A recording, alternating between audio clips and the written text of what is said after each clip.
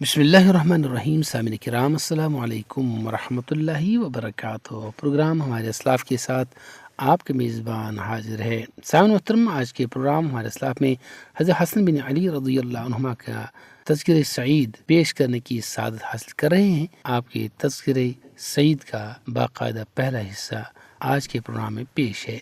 3 ہجری رمضان المبارک کی 15 تاریخ تھی۔ رسول اقدس صلی اللہ علیہ وسلم کو خبر ملی کہ فاطمۃ الزہرا رضی اللہ عنہا کے آنگن میں ایک پھول کھلا ہے، اس کی گود کو اللہ سبحانہ تعالیٰ نے ایک چاند سے بیٹے سے مزین کیا ہے۔ آپ صلی اللہ علیہ وسلم یہ خبر سن کر بہت مسرور ہوئے، اپنی لاڈلی بیٹی کے گھر گئے، بیٹے کو دیکھا، مسکرائے، پوچھا اس کا نام کیا رکھا ہے؟ عرض کیا گیا اس کا نام حرب تجویز کیا گیا ہے۔ آپ صلی اللہ علیہ وسلم نے فرمایا نہیں، اس کا نام حسن ہوگا۔ یہ انوکھا نام سرزمین عرب میں معروف نہ تھا۔ 7ویں دن 2 مہنڈے عقیقے کے لیے ذبح کیے گئے، سر کے بال اتروا کر ان کے ہم وزن چاندی اللہ کی راہ میں دے دی گئی۔ رسول اقدس اپنے نواسے کو دیکھ کر مسرت کا اظہار فرمایا کرتے تھے، اسے پل بھر دیکھنے کے لیے اکثر اپنی لخت جگر خاتون جنت فاطمۃ الزہرا رضی اللہ عنہ کے گھر تشریف لے جایا کرتے۔ جب یہ چلنے کے قابل ہوئے تو اکثر و بیشتر مسجد نبوی صلی اللہ علیہ وسلم میں آ جاتے۔ رسول اقدس صلی اللہ علیہ وسلم اگر نماز میں مشغول ہوتے تو یہ معصومانہ انداز میں کھیلتے، کبھی قیام کی حالت میں ٹاؤں کے درمیان سے گزرتے، کبھی سجدے کی حالت میں پیٹھ پر سوار ہوتے، کبھی آپ صلی اللہ علیہ وسلم اسے اپنی گود میں اٹھا لیتے۔ اس طرح ان کے چھوٹے بھائی حضرت حسین رضی اللہ عنہ سے بھی محبت و شفقت بھرے انداز میں پیش آتے۔ ایک دفعہ آپ نے اپنے دونوں لاڈے نواسوں کو گود میں بٹھایا ہوا تھا۔ آپ نے ان دونوں کی طرف محبت بھرے انداز میں دیکھتے ہوئے ارشاد فرمایا، یہ دونوں شہزادے میرے لیے دنیا کی خوشبو ہیں، یہ دونوں جنت کے نوجوانوں کے سردار ہوں گے۔ حضرت حسن رضی اللہ عنہ کے بارے میں ارشاد فرمایا، میرا یہ بیٹا سردار ہے، امید ہے اللہ سبحانہ تعالیٰ اس کے ذریعے مسلمانوں کی 2 جماعتوں کے درمیان صلح کرائے گا۔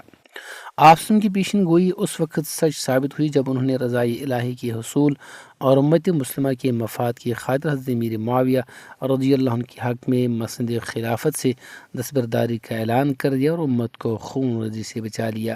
حضرت حسن رضی اللہ عنہ کو مسالت سے روکنے کے لیے شرپسند عناصر نے بہت کوشش کی، لیکن آپ رضی اللہ تعالیٰ عنہ نے ایسا حکیمانہ، مدبرانہ اور مخلصانہ انداز اختیار کیا کہ سب تخریبی اور سازشی عناصر بے بس ہو گئے۔ آپ رضی اللہ عنہ نے کوفہ کو خیر بات کہہ کر مدینہ منورہ میں مستقل رہائش اختیار کر لی تاکہ دوبارہ خلفشار انتشار جنم ہی نہ لے سکے اور کسی کو اکسانے کی جرت ہی نہ ہو سکے۔ حضرت حسن رضی اللہ عنہ کی خوش نصیبی کے کیا کہنے۔ آپ رضی اللہ عنہ کے نانا سید المرسلین، خاتم النبیین، محبوب رب العالمین حضرت محمد صلی اللہ علیہ وسلم، آپ کے والد لسان رسالت سے جنت کی بشارت پانے والے فاتح خیبر حضرت علی المرتضیٰ رضی اللہ عنہ، آپ کی والدہ خواتین جنت کی سردار جگر گوشے رسول صلی اللہ علیہ وسلم فاطمۃ الزہرا رضی اللہ عنہا، ہر طرف برکتیں ہی برکتیں اور ہر طرف رحمتیں ہی رحمتیں ہیں۔ رحمتوں کی بہار میں پل کر جوان ہوئے اور سینہ صحرا میں گلزار بسانے کا کردار ادا کیا۔ نفرتوں کی ظلمت میں محبت، امن، آشتی اور صلح کا خوشنما چراغ روشن کیا۔ حضرت حسن رضی اللہ عنہ کی عمر ابھی 8 سال ہی ہوئی تھی کہ رسول اقدس صلی اللہ علیہ وسلم دنیائے فانی سے کوچ کر گئے۔ ننھے حسن رضی اللہ عنہ شہزادے کے سر سے رسول اقدس صلی اللہ علیہ وسلم کا سایہ عاطفت اٹھ گیا۔ حضرت ابوبکر صدیق رضی اللہ عنہ نے زندگی بھر حضرت علی المرتضیٰ رضی اللہ عنہ اور ان کے بیٹے حضرت حسن رضی اللہ عنہ کے ساتھ محبت، شفقت اور ہمدردی کا رویہ اختیار کیے رکھا۔ انہیں حضرت حسن رضی اللہ عنہ جہاں کہیں نظر آتے تو آپ رضی اللہ عنہ اس سے اسی طرح پیار محبت سے پیش آتے جس طرح رسول اقدس صلی اللہ علیہ وسلم پیش آیا کرتے تھے۔ ایک دن حضرت ابوبکر صدیق رضی اللہ عنہ حضرت علی المرتضیٰ رضی اللہ عنہ کے ہمراہ بازار میں تشریف لے جا رہے تھے۔ سامنے سے شہزادہ حسن رضی اللہ تعالیٰ عنہ آتا ہوا دکھائی دیا۔ حضرت صدیق اکبر رضی اللہ عنہ نے اسے گود میں اٹھا لیا اور فرمایا، حسن و جمال اور شکل و شباہت میں اپنے نانا کی تصویر دکھائی دیتا ہے۔ بخدا علی المرتضیٰ رضی اللہ عنہ کی جھلک تو اس کے چہرے میں دکھائی ہی نہیں دیتی۔ یہ بات سن کر حضرت علی رضی اللہ عنہ مسکرائے۔